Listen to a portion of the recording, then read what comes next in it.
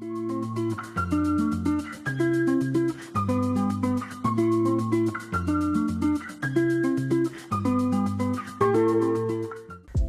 and welcome. My name is Hushman Masromi. I'm a professor in urban transportation planning at Technical University of Berlin, and I am also affiliated to the University of Johannesburg in South Africa. This webinar is a part of our European Commission funded project called Drones360, which brings together partners from across Europe to provide training on the uses of drones. Today I will walk you through how drones are regulated, both at the EU level and the national level. Whether you fly drones for fun, work with them professionally, or simply want to understand the rules, this session is for you. The first section of this webinar is about why do we need rules. Drones have grown from a hobby into a serious technology with many applications, like farming, inspecting infrastructure, search and rescue, deliveries, and even security and defense. But drones also share the skies with airplanes, and they fly close to people, properties, and sensitive sites.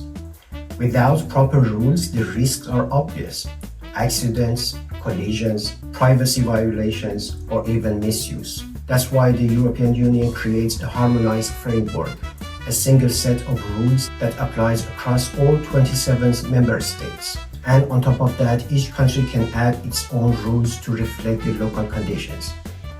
This two-layer system is what we call EU and national legislation.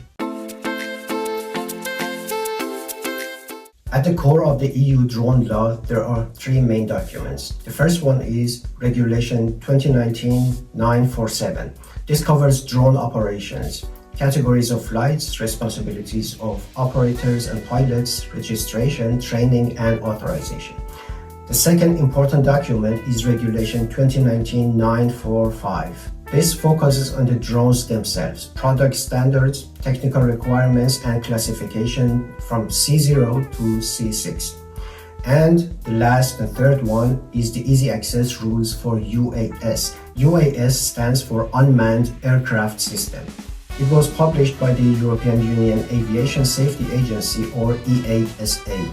This document combines the legal texts with explanations, guidance, and updates in one user-friendly document. Together, these three documents are the backbone of the EU drone law. One key feature of the EU rules is that they are risk-based. Instead of one-size-fits-all, flights are grouped into three categories. The first category is open category, which is low-risk flights. No prior authorization, maximum 120 meters altitude, within line of sight, no flying over crowds. The second one is specific category. These are medium-risk flights. These need a risk assessment, often an authorization from the national authority, and are common in urban as well as industrial areas. And the third one is certified category. These are high-risk flights, and they involve large drones, dangerous goods, or even passenger drones, and require certification similar to manned aviation. Now I talk about drone classes and technical requirements. Drones sold in the EU are classified from C0 to C6. C0 are the lightest, under 250 grams. C1 to C4 cover heavier drones with safety features. C5 and C6 are for special professional scenarios. From C1 upwards, drones must have remote ID, a system that broadcasts the drone's identity, location, and status in real time. This makes drone flights more transparent and trackable.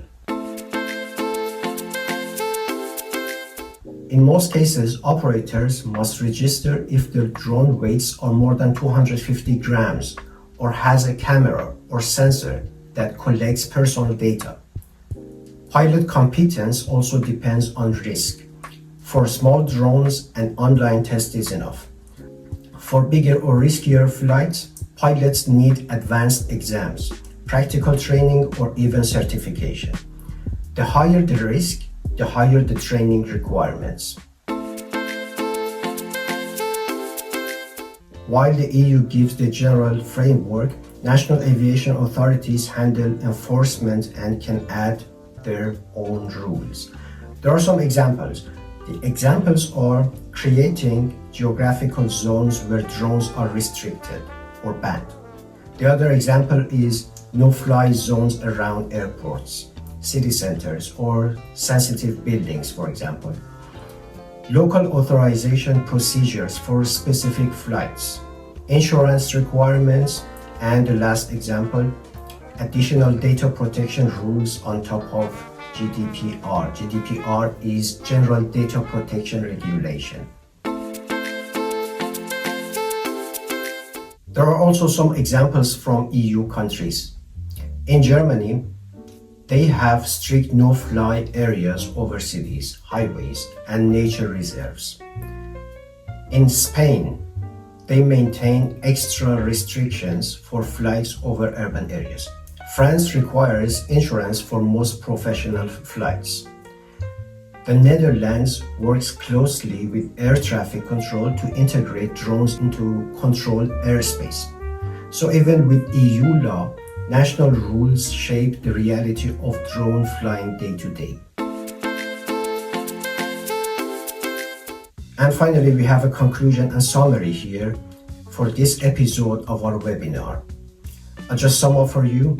EU law provides the baseline, categories, classes, training, and registration. National law adapts these rules to local geography, population, and security concerns. Yes, it can feel complex, but the two-layer system ensures Europe's skies both safe and open to innovation. So if you're a drone pilot, always follow this golden rule. Start with EU law, then check your national authority. That way you'll stay compliant, safe, and ready to make the most of what drone technology has to offer. I thank you a lot for listening to us, and we are happy to help. If you have any questions, send us emails.